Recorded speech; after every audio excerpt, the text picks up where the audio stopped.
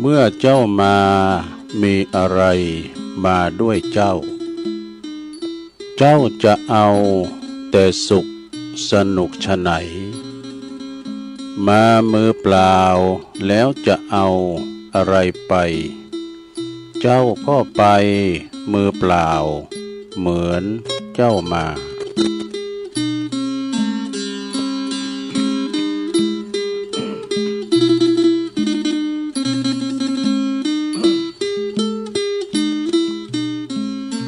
ขอความนอบน้อมแด่พระรัตนตรัยอันมีพระพุทธพระธรรมพระสงฆ์เป็นสรณะที่พึ่งกราบแนบไต่ไหวสาถวายความเคารพมายังครูบาอาจารย์พระมหาเถรานุเถระท่านเจ้าคณะพระสังฆาธิการพระภิกษุสามเณรจุตนจุองค์กุวัดวาอารามก็ขอเจริญพรมายังบรรดาปออกแม่ออกศรัทธานักศีลนักบุญคนดีหมู่เฮาเจ้าขาดทั้งหลายคำแรงมาแล้วนะคำแรงมาแล้วตะวันก็กำลังรับเหลี่ยมผาความมืดความลัทธิการเมื่อค่ำยามคืนก็จะมาครอบคลุมเนาะวันนี้หลังจากที่ศรัทธาญาติโยมทำการทำงานมาวันค่ำเนาะ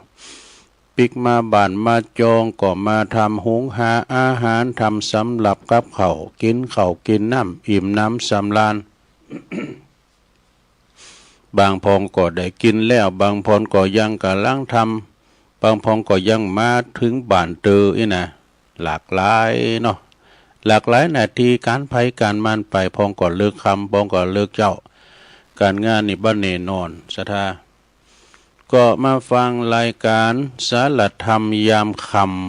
ำรายการสารธรรมยามค่ำวันนี้ก็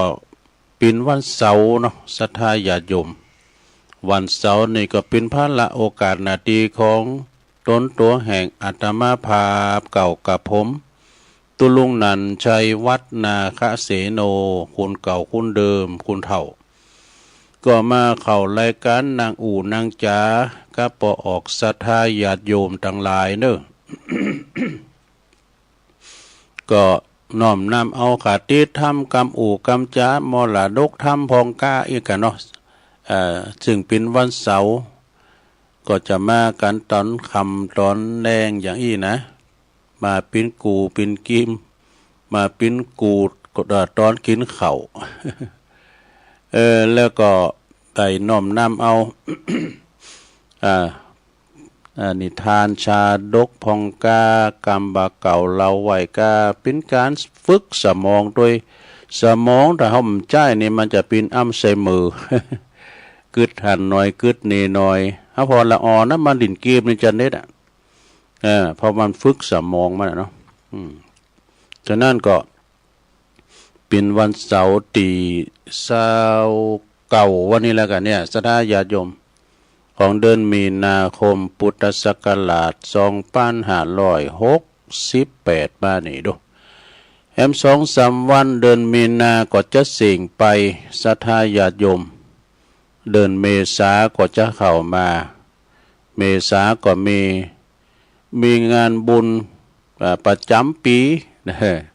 อย่างว่างานสงกรานต์งานปีใหม่เนาะปีใหม่เมืองเฮาก็เป็นการส่งเสริมการกิจกรรมอันดีงามวัฒนธรรมประเพณีตานโกเข่าโกน้ำคุณใช้เข่าวัดก้าตานขันเข่าขันน้ำแต่ก็ทรงน้ำพระทรงน้ำอาบน้ำพระเจ้าตานโกเข่าคุณเฒ่าคุณแก่ไปขอศีลขอพรกับคุณเฒ่าคุณแก่สู้มากาละวะนี่สถานเนาะก็เป็นวัฒนธรรมอันดีงามเฮาเนาะ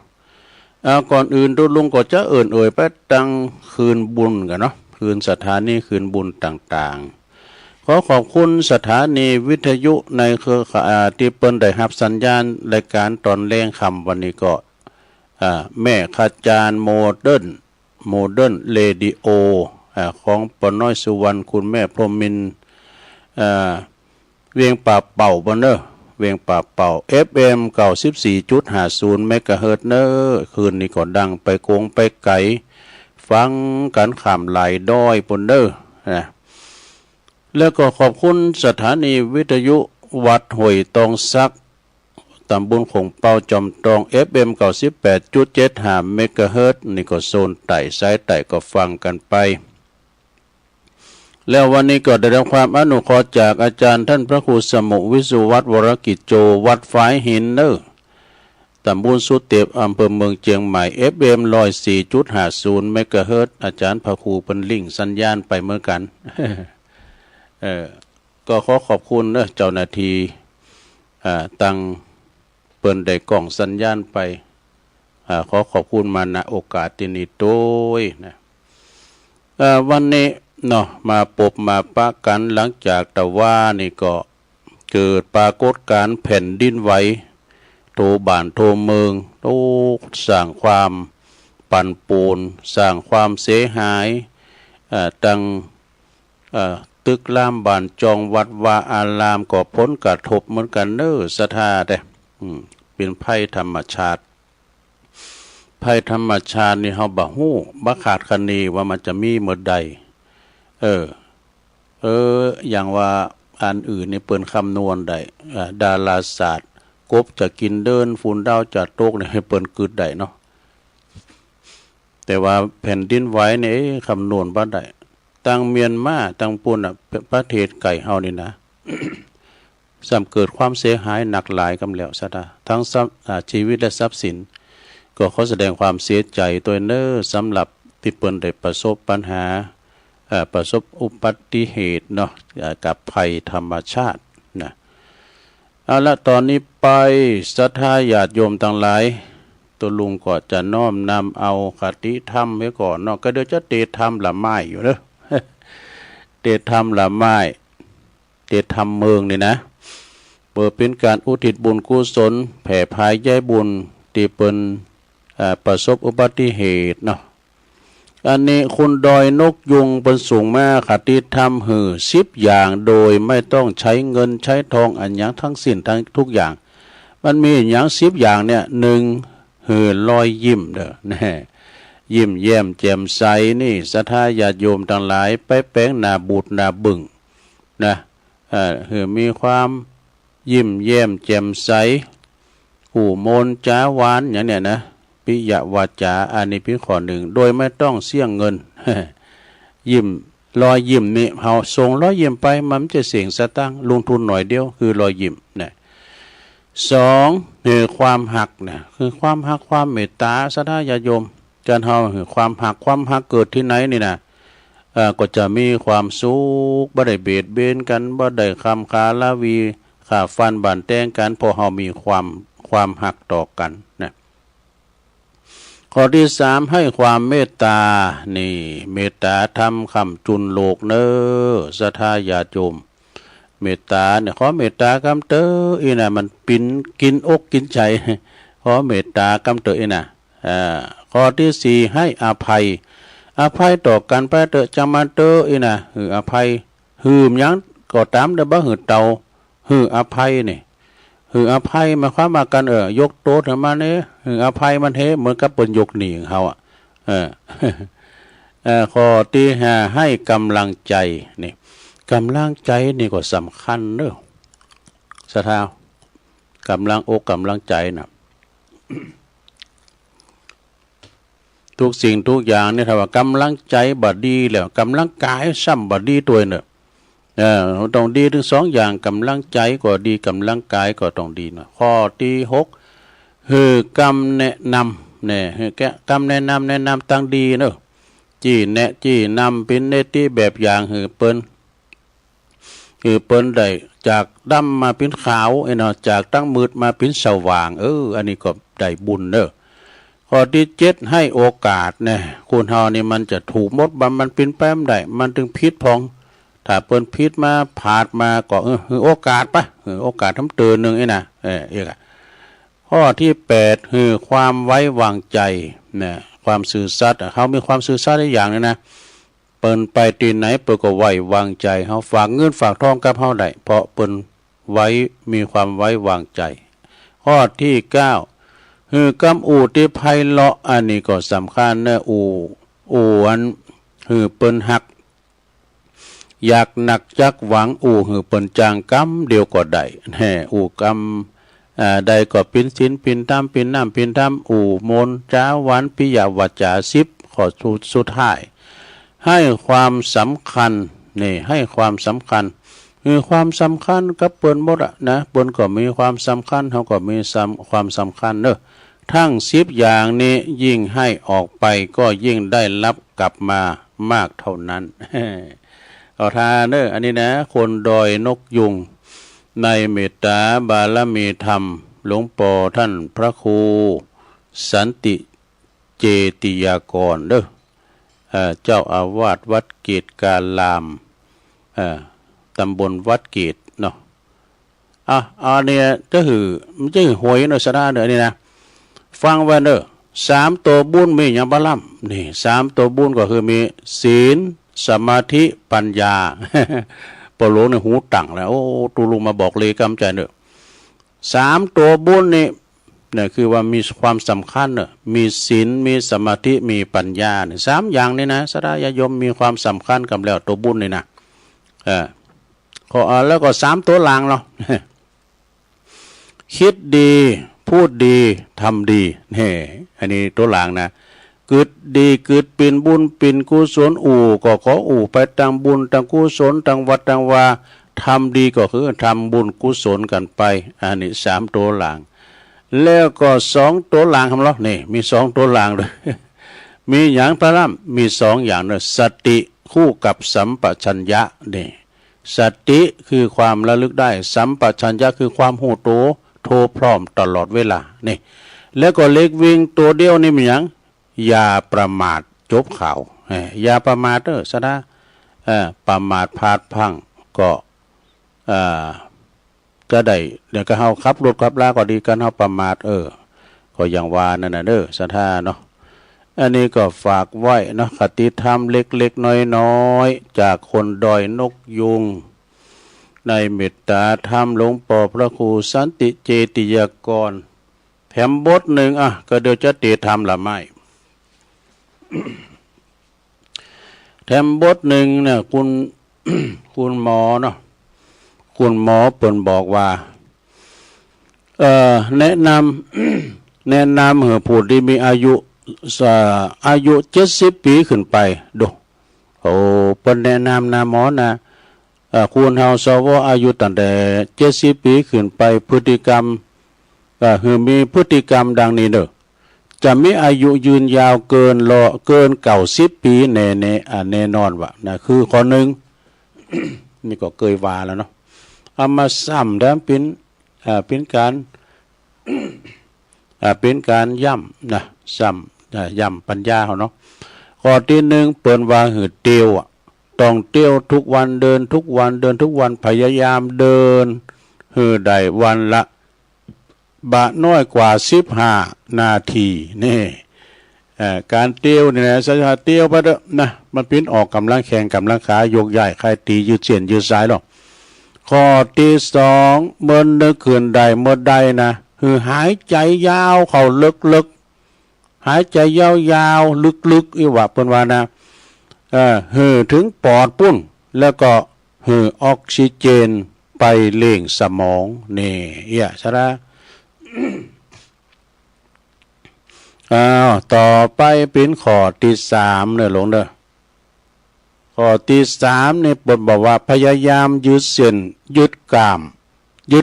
เขานะยืดกล้ามเด้อนะบิดเด้อบิดโตบิดขี่ข้านนะบอกว่าบิดข้าน บิดโตปินข้างปินคราวนี่ข้อที่สามนะข้อที่สี่แล้วเปิดว่าจิบน้ำบ่อยๆแม่จะบักกะหายก็ตามเด้อพยายามจิบน้ำ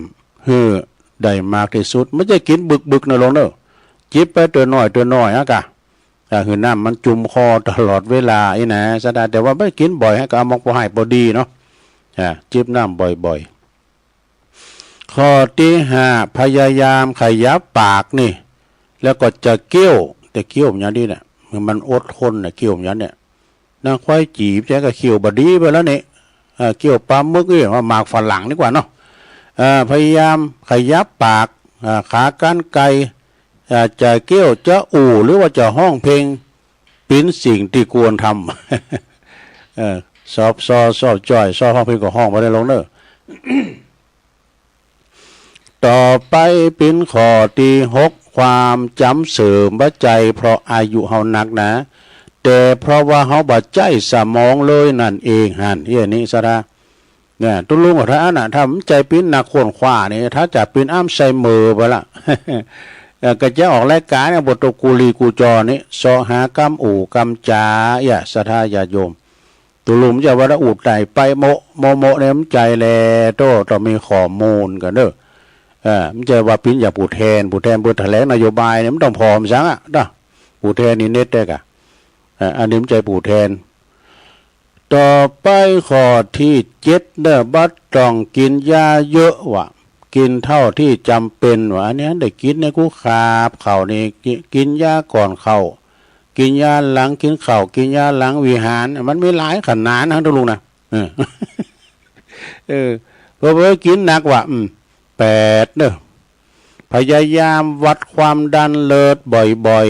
ๆควบคุมบ่ให้ความดันสวิงนี่ความดันสวิงมันพิจารณาได้ลง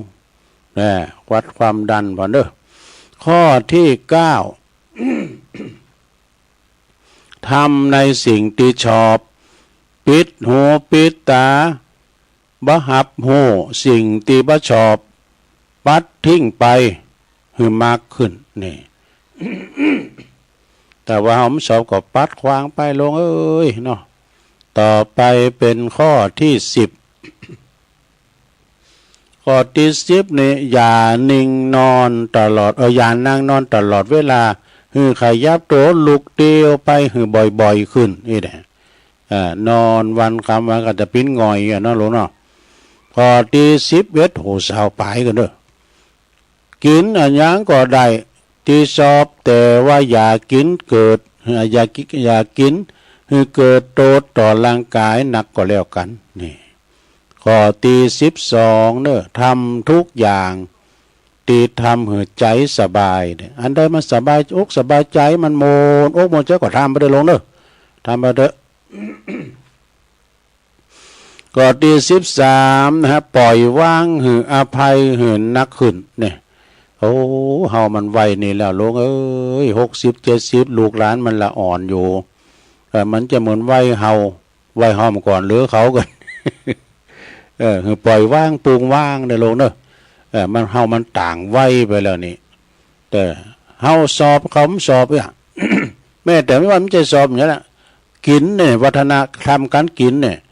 ละอ่อนมันจะกินแล้วนี่ขนมจ๊อกอ่ะมันไปทางฟิเซ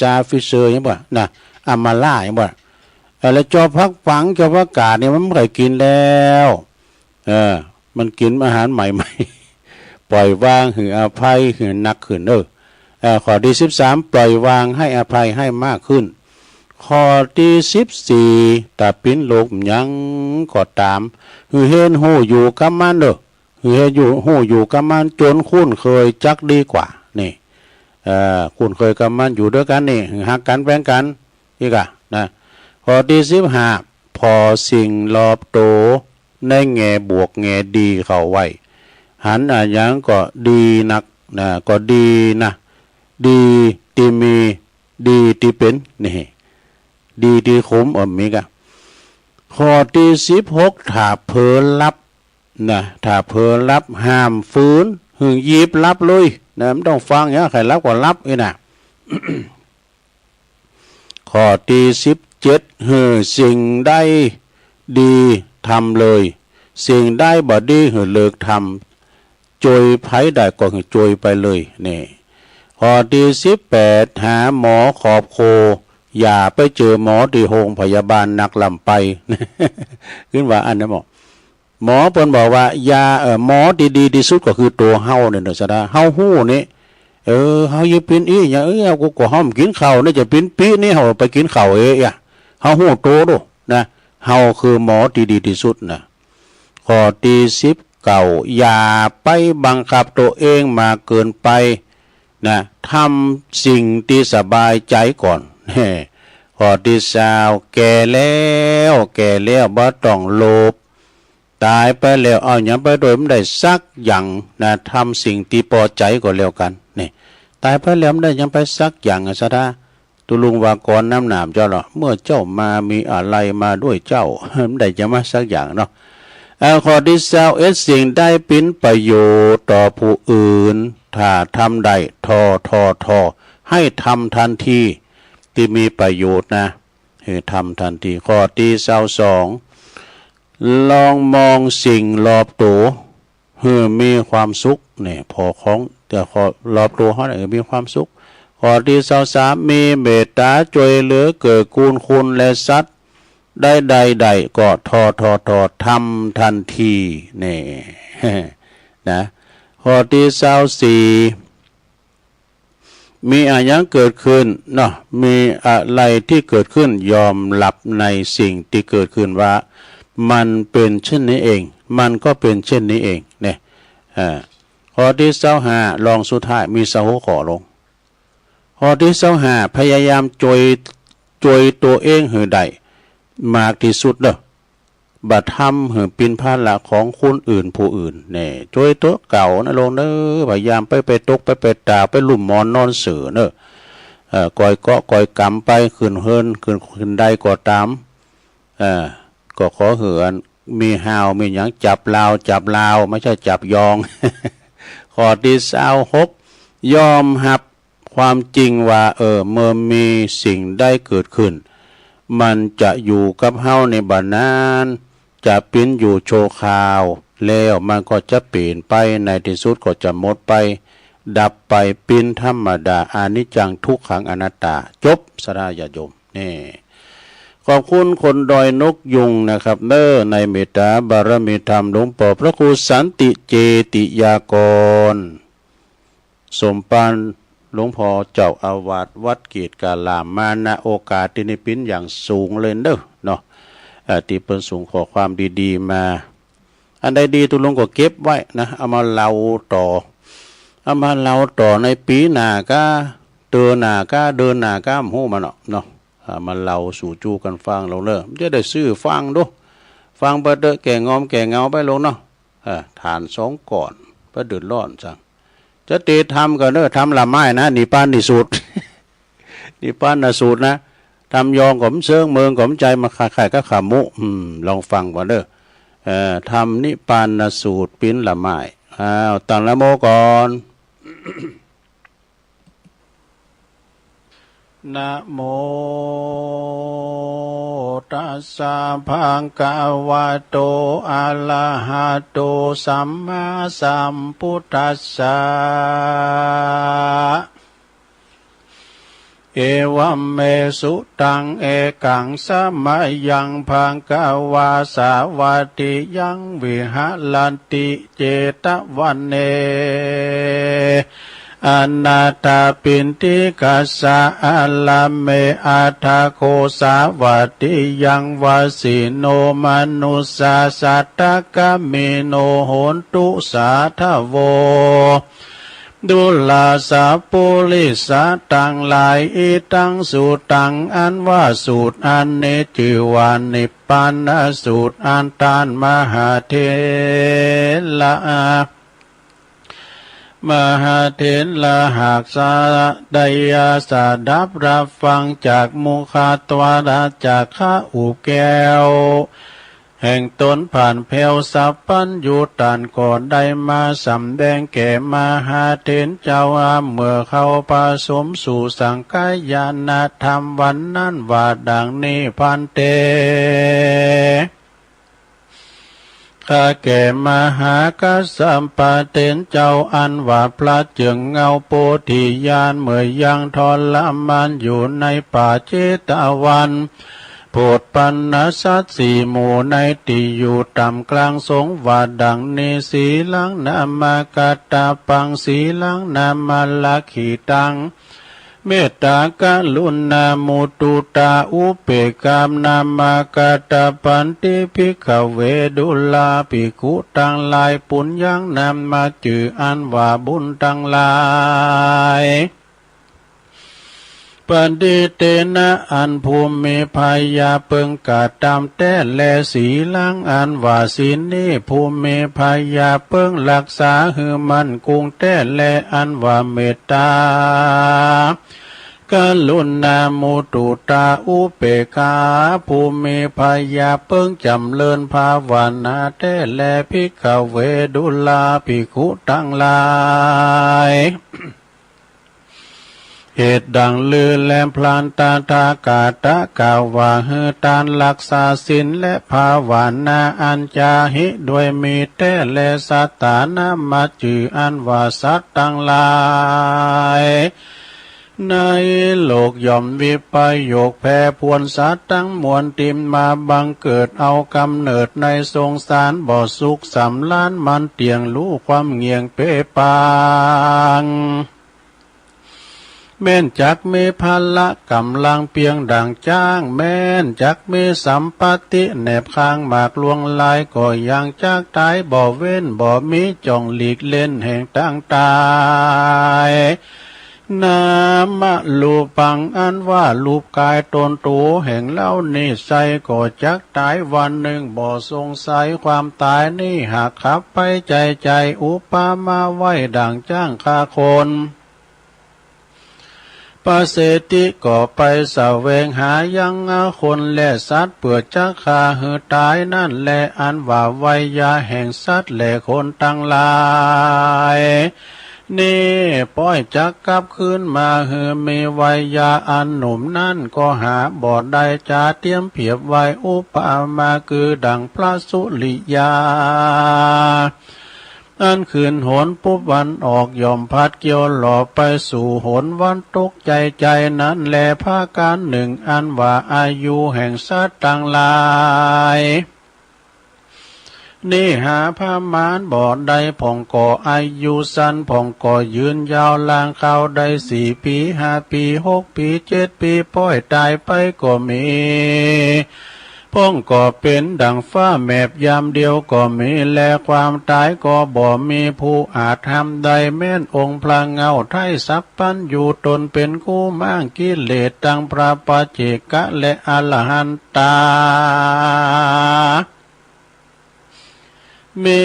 เตจลิติอานุภาพยิ่งกว่าอินตาพรหมยมมาลาดลาจาก็ยังดับขันธะนิพพานเมียนจัดบ่อาจเลียกได้อย่างความตายแม่นเป็นเต้าปายามหากาสัตสะขวยเศรษฐีมีสัมปติหลายของก่อนหลีปุนเสนาต่อลวงลายก็บ่อาจแลกซื้อความตายไว้ได้เต่าวันละตุกตอดไว้เป็นซาตานมัจจุลาจหารแก่นกล้ามันก็บ่เล่งนาแห่งคนใดนั่นแลภาการหนึ่งไผบ่อาจโคตรไม้ลู่ใดอย่างปีเดือนวันยามตาย เต่ามีแต่องค์พระมุนีนายสัมมาสัมพุทธเจ้าและอริยสงฆ์โคตรเงาอะละหันตาเหตุนี้ตานผู้มีพยาจงพิจารณาหือที่หือรู้แจ้งตีเป็นแก่นสารคือสารละเขาของใจเตตานเปิดตัดมาเชลาธรรมกรรมท่านนี่อันจักห่มเหเข้าของ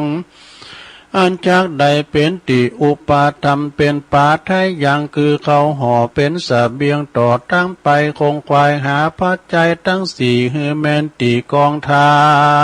มอย่าหลบอำนำมาจุกจ่ายอย่าฆ่าสัตว์ชีวิตง่ายเมื่อตุนตานตกแต่งเฮือดีงามผานี่ตามจารีตกองธรรมนั่นเตอภิกขเวดุลาภิกขุตั้งหลายกูพระตาทากาตาตรัสรู้แล้วจึงนำมายังตานากาตาเตรียมเพียบไว้หือท่านตั้งหลาย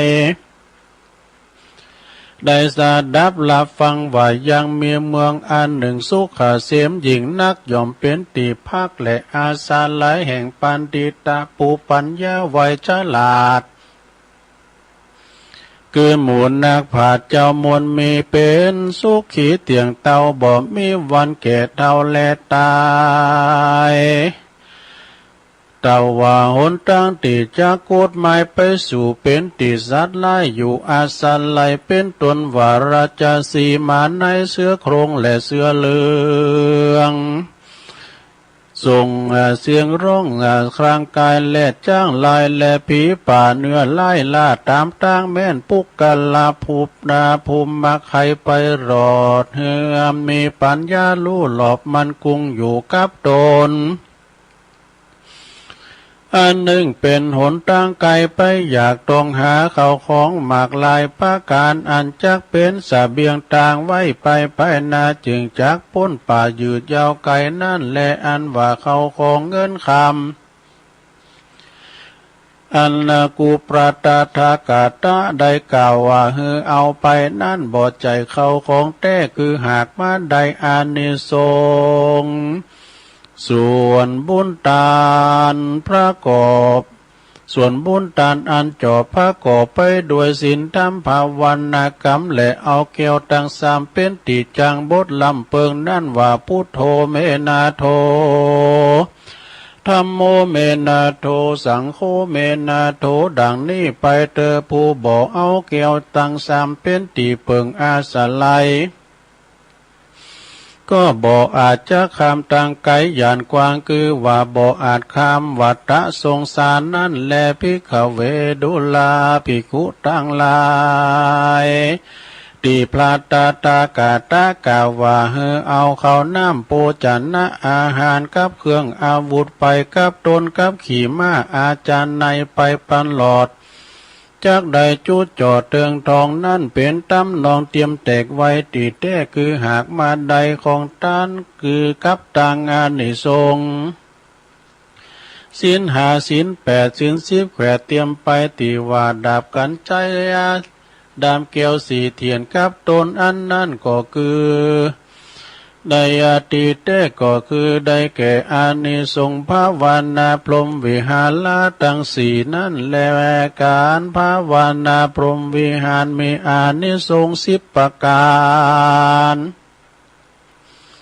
ตามดังพระจินนามานเตสนาวายบทกล่าวไว้มีดังนี้สุขังสุปาติสุขังปฏิปุญจันตินาปาปะกังสุปินังปัสสติมนุสานังปิโยโหติอะมนุสานังปิโยโหติเทวตาลากันตินาสาอะคิวาวิสังวะกัมมติตุวุตังจิตตังสมาธิญาติมุขวันโน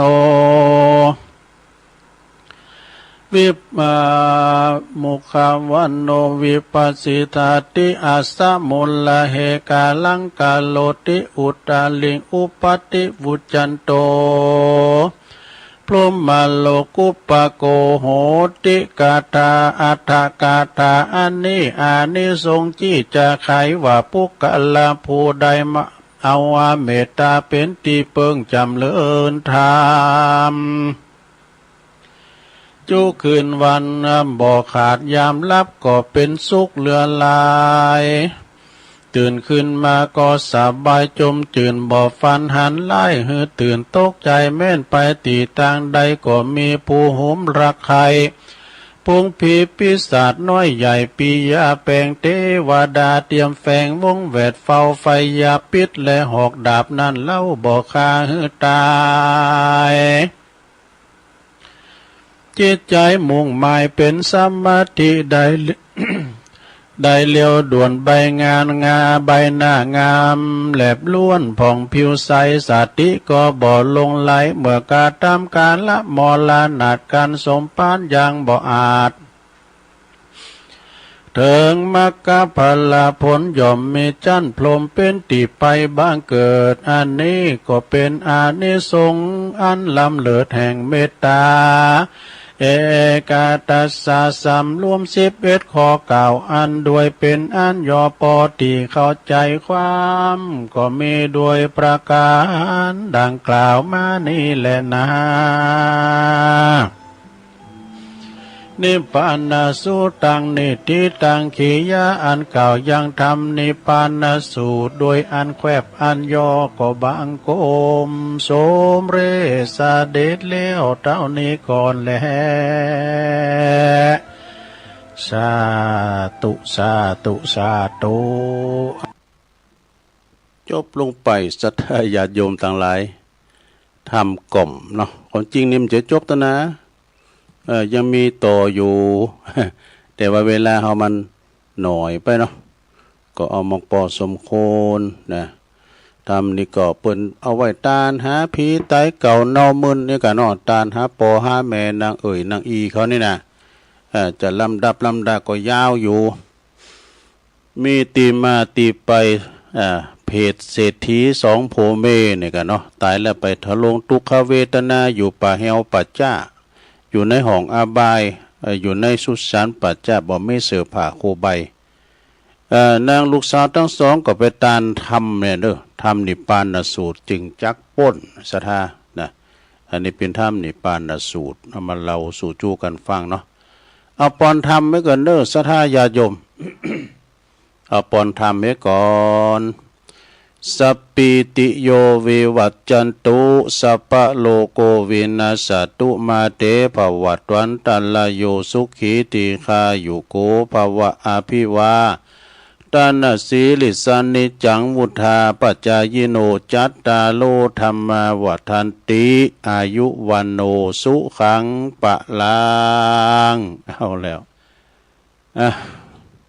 บันปอนกันไปปินตีเรียบร้อยศรัทธาญาติโยมต่างหลายเอาให้หน่อยเนาะอันนี้ก็เป็นคติธรรมไผดุโอ้อันนี้ก็เคยว่าแล้วเนาะเป็นคติธรรมมาจากหลวงปู่ครูบาเจ้าพรหมจักโกหรือว่าท่านเจ้าคุณสุพรหมญาณเถระนี่นะจากวัดพระพุทธบาทตากผ้าตำบลมะกอกอำเภอป่าซางจังหวัดลำพูนหลวงปู่เพิ่นสอนว่า1. ทำดีเป็นสีแก่โตทำชั่วพาตัวฉิบหายนี่การอธิบายก็ยาวเหมือนกันนะข้อที่2เนาะเพิ่นว่าผู้ไม่บ่มีไผและสิ่งใดเน้อที่จะทำให้เฮาเป็นคนดีได้เต่ากับจิตของเฮาติดตั้งไว้ชอบดีแล้วเนี่ยจะไปดีมาดีหรือว่าจะไปตีน้ำใสน้ำขุนอยู่ที่จิตใจของเฮานั่นเองเนาะข้อที่3คุณทุกคนเป็นนายสร้างชีวิตของตัวเองเนอะสุขและทุกข์ในชีวิตประจำวันเป็นผลสืบเนื่องมาจากผลของการกระทำของตัวเฮาเองทั้งสิ้นเขาเป็นผู้ที่เลิกสินตังเอาจะไปตังยางบัดต้อยเขาจะไปตังลูกลังเนี่ยมันอยู่ที่เฮาตัดสินเนอศรัทธาเนอข้อที่4นี่เปิ้นก็บอกว่า ผู้ที่ตามดูจิตของตนโดยความเป็นธรรมผู้นั้นจักปุ้นจากบ่วงแห่งมารเด้อนี่ข้อที่ห้านี่เปิ้นแปลออกมาหลายข้อนะข้อที่ห้านี่ของที่เฮาได้อยากที่สุดนะของที่หาได้อยากที่สุดเนอะสระมีสี่อย่างนี่มันยังปะล่ำสิ่งที่เฮาหาอยากหาบ่ได้ง่ายๆมาที่สุดนะมีสี่อย่างคือหนึ่งข้อที่หนึ่งนะก็คือการที่เฮาเกิดมาเป็นมนุษย์นี่นะเป็นของหาได้อยากแสนอยากเขาถ้าเกิดมาเป็นคุณนะการบาบุญแต่นี่มันได้มาเป็นคุณเป็นมนุษย์เนอะศรัทธาญาติโยมทั้งหลายจะเกิดไปเป็นสัตว์สิ่งหิ่งห้อยก็มีนะถ้าเกิดมาเป็นคุณนี่แปลว่าประเสริฐดูมีชีวิตจิตใจมีมันสมองมีความคิดที่เริ่มมีความกตัญญูมีความสั่งสรรค์ไผได้มาเกิดเป็นมาในบุญเนอะโดยมากนี่ก็ไม่ได้มานะศรัทธาญาติโยมกระทำมีบุญแต่นากิโฉมนุสสปฏิลาโภการมาเกิดเป็นมนุษย์ในยากเนาะข้อที่สองแปลว่าการที่เราจะได้พบพระพุทธศาสนาก็เป็นของอยากแสนอยากศรัทธาญาติโยมทั้งหลายเขามาเกิดเป็นมนุษย์และพบพระพุทธศาสนาเนี่ยเป็นบุญเป็นโจกเนอะบ้านเฮาเมืองเฮาน่ะแม้ว่าแผ่นดินไหวก็ไล่แรงตะบ้านนอกเมืองนอกภูเขาไฟก็ระเบิดนะแผ่นดินไหวก็มกพอให้พอดีฉะนั้นก็เกิดมาพบพระพุทธศาสนานี่ก็เป็นของอยากแสนอยากแล้วเนาะบ้านเปิ้นเมืองเปิ้นนี่ก็เปิ้นก็ตุกอยากเหมือนกันข้อที่สามการที่เฮามีโอกาสได้สดับรับฟังพระธรรมเทศนาที่เป็นคำสอนขององค์พระสัมมาสัมพุทธเจ้าอันเป็นสาระแก่นสารเป็นก็เป็นของหาอยากแสนอยากเด็กอะใช่ไหมเจ้าว่าให้มันดีนะเราจะได้ฟังฟังธรรมเดี๋ยวนี้สบายหน่อยนะฟังทางวิทยุ YouTube กันนี่แต่ก่อนนี่เราจะฟังธรรมมากับปุณวันศีลก็ไปวัดพู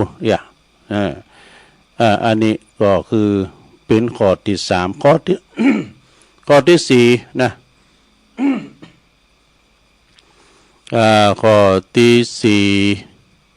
เปิ้นก็บอกว่าการที่เกิดมาเป็นมนุษย์แล้วพบพระพุทธศาสนาแล้ว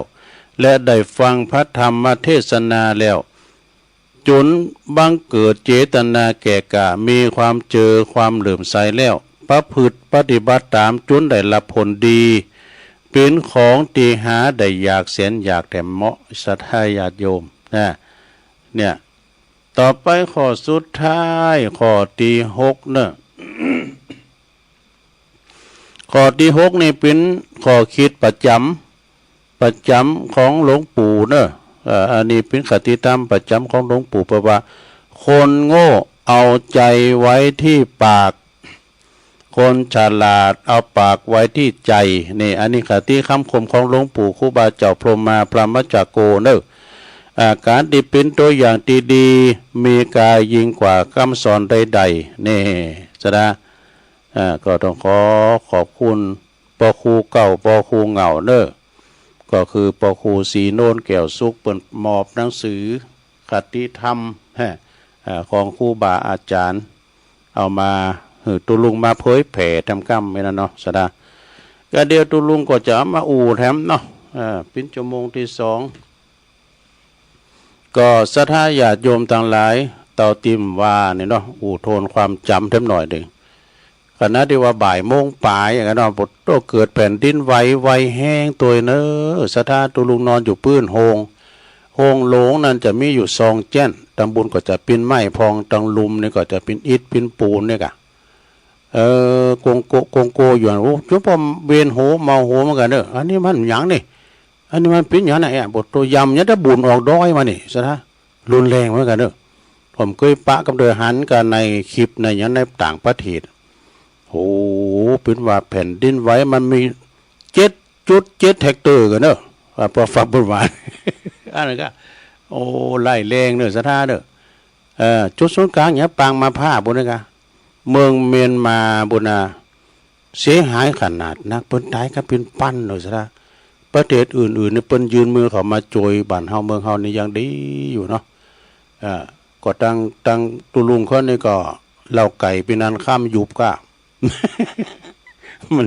มันแปลงบัดแข็งแรงเอาในนั้นครับเพิ่นได้ข่าวเพิ่นถ่ายคลิปพอเกิดความเสียหายอย่างนักว่า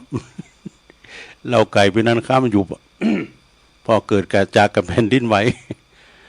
แสดงความเสียใจเนอที่เพิ่นประสบอุบัติเหตุเพศภัยของธรรมชาติเนอสะทามเคยหูเคยปะโอ้ตัวลุงในกลุ่มขโมบลุงนะจะเที่ยวก็เที่ยวไม่ได้มันเมาโหนะก็ปุดโทอยู่นั่นเขี้ยวขาดปลอดภัยเขี้ยวขาดปลอดภัยกึดถึงครูบาอาจารย์ปุดโทไอ้กะเดี๋ยวก็ไม่ไปเหอะมันจะว่าคาถาตุลุงดีมันจะนะก็คือมันจะกอยย่างไปผลความเสียหายก็หลายตีเนอสะท่าตังหลวงเฮาเอาไปพอตั้งโฮงยาสนดอกไอ้กันเนาะเปิ้นคุณไข่ลงมากันน่ะมันจะอันตรายอันตรายไอ้กะ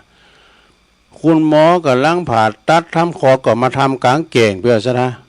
อย่าเฮือมันถึงเวลาพวกนั้นกันละอ่อนเกิดวันนั้นได้เสียจือบ่เฮือน่ะเด็กชายปัตตภีพิโรธ โอ้